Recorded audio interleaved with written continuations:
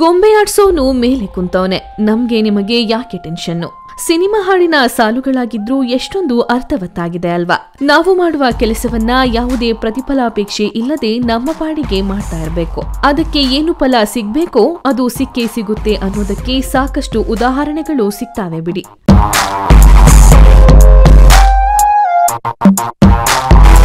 ಅದೆಲ್ಲ ಇರ್ಲಿ, ಈಗ ಹೇಳೋಕೆ ಹೊರಟಿರೋ ವಿಷಯ ದೇಶದ ಅತ್ಯುನ್ನತ ಪ್ರಶಸ್ತಿಗಳಲ್ಲಿ ಒಂದಾಗಿರೋ ಪದ್ಮಶ್ರೀ ಗೌರವಕ್ಕೆ ನಮ್ಮ ಕನ್ನಡ ನೆಲದ ಖ್ಯಾತ ಗೊಂಬೆಯಾಟ ಕಲಾವಿದೆ ಅನುಪಮಾ ಹೊಸಕೆರೆ ಭಾಜನರಾಗಿದ್ದಾರೆ. ಕರ್ನಾಟಕ ಮತ್ತು ಇತರ ರಾಜ್ಯಗಳ ಸಾಂಪ್ರದಾಯಿಕ ಗೊಂಬೆಯಾಟ ತಂತ್ರಗಳನ್ನು ಸಂರಕ್ಷಿಸುವ ಉದ್ದೇಶದಿಂದ ಅನುಪಮಾ ತಮ್ಮನ್ನು ತಾವು ಸಮರ್ಪಿಸಿಕೊಂಡಿದ್ದಾರೆ.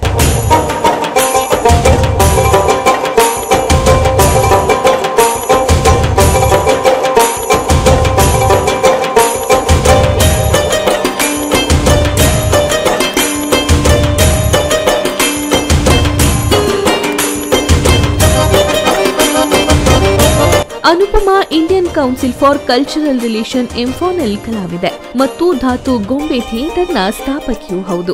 ಬೆಂಗಳೂರಿನ ಬಸವನಗುಡಿಯ ಸಾಂಪ್ರದಾಯಿಕ ಕುಟುಂಬದಲ್ಲಿ ಹುಟ್ಟಿ ಬೆಳೆದ ಅನುಪಮಾ ಎಲೆಕ್ಟ್ರಾನಿಕ್ಸ್ ಎಂಜಿನಿಯರಿಂಗ್ ಮತ್ತು ಸಂವಹನದಲ್ಲಿ ಶೈಕ್ಷಣಿಕ ಹಿನ್ನೆಲೆಯನ್ನು ಹೊಂದಿದ್ದಾರೆ. ಕತೆ ಹೇಳುವ ಉತ್ಸಾಹ ಮತ್ತು ಭಾರತದ ಶ್ರೀಮಂತ ಸಾಂಸ್ಕೃತಿಕ ಪರಂಪರೆಯ ಆಕರ್ಷಣೆಯಿಂದ ಇವರ ಕಲಾಯಾನ ಪ್ರಾರಂಭವಾಯಿತು. ಇವರ ತೊಗಲು ಗೊಂಬೆಯಾಟದ ಪಯಣ 90ರ ದಶಕದಲ್ಲಿ ರಾಮಾಯಣ ಮತ್ತು ಮಹಾಭಾರತದಂತಹ ಭಾರತೀಯ ಮಹಾಕಾವ್ಯಗಳನ್ನು ಕೇಂದ್ರೀಕರಿಸಿದ ತರಗತಿಗಳೊಂದಿಗೆ ಪ್ರಾರಂಭವಾಯಿತು. ಅಮೆರಿಕಾದಲ್ಲಿ ಕಾಳಿದಾಸರ ಮಾಳವಿಕಾಗ್ನಿಮಿತ್ರಂ ನಾಟಕ ಪ್ರದರ್ಶಿಸಿದ್ದಾರೆ. ಯುರೋಪಿಯನ್ ನಗರಗಳಲ್ಲಿ ಕರ್ನಾಟಕದ ಬೊಂಬೆಯಾಟದ ಬಗ್ಗೆ ತರಗತಿಗಳನ್ನು ನಡೆಸಿದ್ದಾರೆ. ರಷ್ಯಾ, ಚೀನಾ ಮತ್ತು ಮೊರಾಕೋದಲ್ಲಿ ಪ್ರದರ್ಶನಗಳನ್ನು ನೀಡಿದ್ದಾರೆ.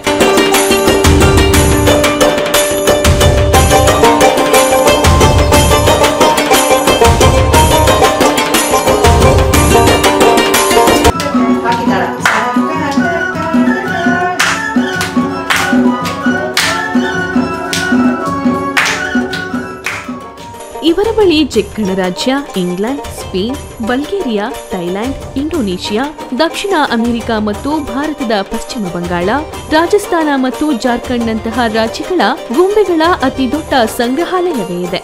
ಅಮೆರಿಕಾದಲ್ಲಿ ತಮ್ಮ ತಂಡದೊಂದಿಗೆ ಕಾಳಿದಾಸನ ಮಾಳವಿಕಾಗ್ನಿಮಿತ್ರಂ ನಾಟಕ ಪ್ರದರ್ಶಿಸಿದ್ರು.